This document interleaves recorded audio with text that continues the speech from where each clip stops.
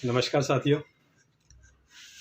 आज हम चर्चा करेंगे कि भगवान किन को दर्शन देते हैं और किस सूरत में मिलते हैं और भगवान को कौन पसंद है। यूँ तो सभी चाहते हैं कि भगवान उन्हें दर्शन दे, सभी की इच्छा होती है, लेकिन भगवान सिर्फ बंद आँखों से मिलते हैं। कुछ लोग भगवान को अपना काम पूरा होने की एवज में बोलते हैं, भगवान मैं तुम्हारे 100 मणि कर दूंगा, ये प्रसाद चढ़ा दूंगा, वो कर दूंगा, ये कर दूंगा। यानी भगवान को भी वो उसको रिश्वत समझ लो, कुछ भी समझ लो। ये एक बहुत छोटी सी सोच है कि ऐसा कहने से कोई वो भगवान तो आपकी भावनाओं से जुड़े होते हैं। आप चाहे 100 मणि बोलो चाहे ना बोलो, वो आपके मन के भाव हैं कि आप उनके लिए समर्पण हो। लेकिन आपके शुद्ध विचार और आपकी श्रद्धा से अगर आप उन्हें नतमस्तक करते हैं और आप दिल से अगर उन्हें याद करते हैं अंतर की गहराइयों से, तो निश्चित रूप से आपके वो सारे काम सफल करते हैं, भले ही आप कुछ भी नहीं बोलो। भगवान तो सिर्फ फूल पत्तों से ही प्रसन्न हो जाते हैं। फूल चढ़ा दो, पत्ते चढ़ा दो, बेलपत्र चढ़ने से भी खुश हो जाते हैं, फूल पुष्प चढ़ाने से भी, है ना, दीप बत्ती करने से, धूप कर दो, दीप कर दो, उससे सब खुश हो जाते हैं। कोई ज़रूरी नहीं है कि आप, वो आपके अलग विचार है। लेकिन अब मैं यहाँ चर्चा ये करना चाह रहा हूँ कि भगवान किसको मिलते हैं और कैसे मिलते हैं। देखिए, एक छोटी सी कहानी बता रहा हूँ। मैं हर बार कुछ ना कुछ कहानी लेके आता हूँ ताकि आपका मन बना रहे, आपकी रुचि बनी रहे और उस जरिए से आप जो है अध्यात्म की ओर अग्रसर हो जाएं और ईश्वर की ओर थोड़ा सा बढ़ें, तो आपका जीवन भी सफल हो।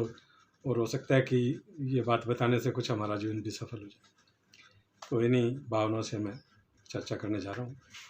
एक कोई राजा था, वो अपनी प्रजा से बेहद प्यार करता था और वो ईश्वर का भी परम भगत था।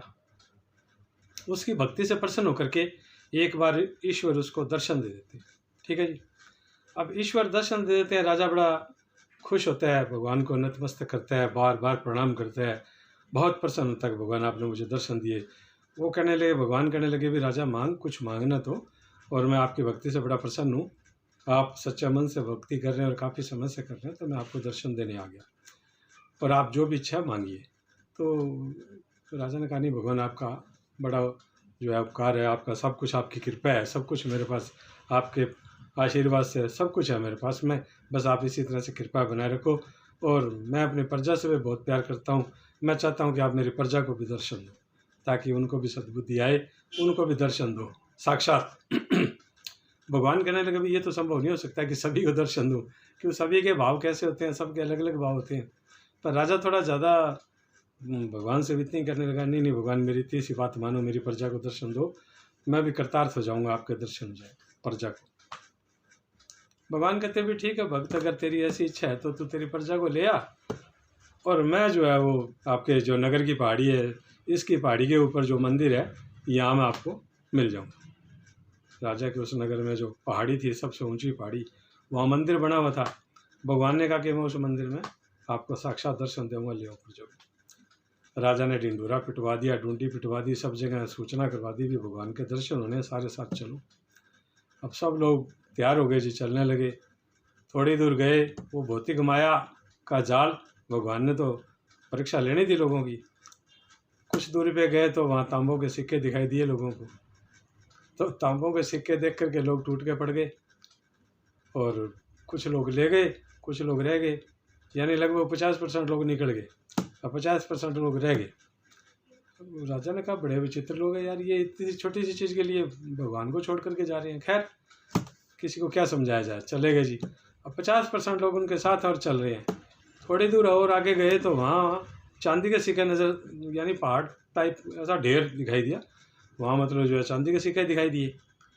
तो बाकी जो बचे हुए थे उसमें से 25% लोग वो भी निकल गए, 25% लोग रह गए। अब राजा के पास, राजा ने घने रोका, रहे मत जाओ, ये प्रलोभन है, ये भगवान परीक्षा ले रहा है। लेकिन कौन मानने वाला था जी, चले गए, वो भी उसको लेके चले गए।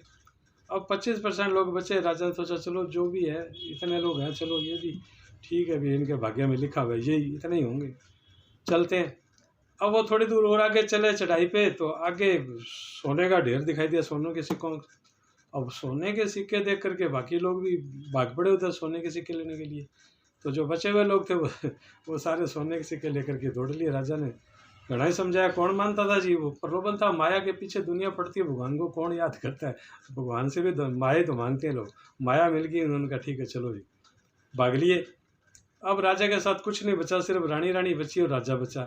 तो राजा कहने लगा, देखो रानी, ये कितने मूर्ख लोग हैं, भगवान के दर्शन होने थे, भगवान ने तो खुद कहा है कि आप ले आओ और मैं दर्शन दूंगा।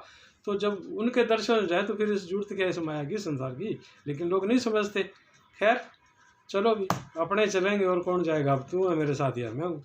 तो रानी बोली भी ठीक है महाराज, ऐसे ही है दुनियादारी। तो अब क्या होता है जी, वो थोड़ी सी दूर और चलते हैं तो वहाँ हीरों का बहुत बड़ा ढेर दिखाई देता है।